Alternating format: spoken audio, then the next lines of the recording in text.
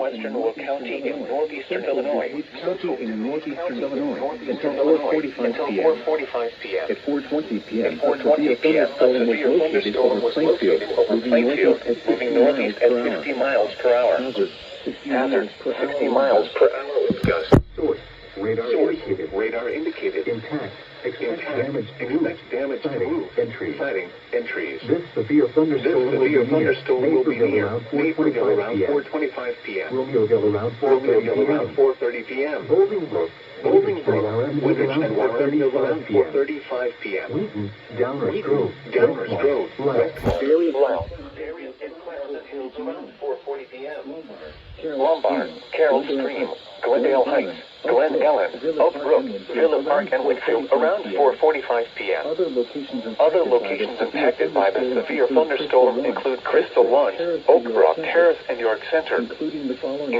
following interstates: Interstate 55 between mile markers 254 and 269, Interstate 88 between mile markers 121 and 138, Interstate 355 between mile markers 13 and 26. For your protection, move to an interior room on the lowest floor of a building.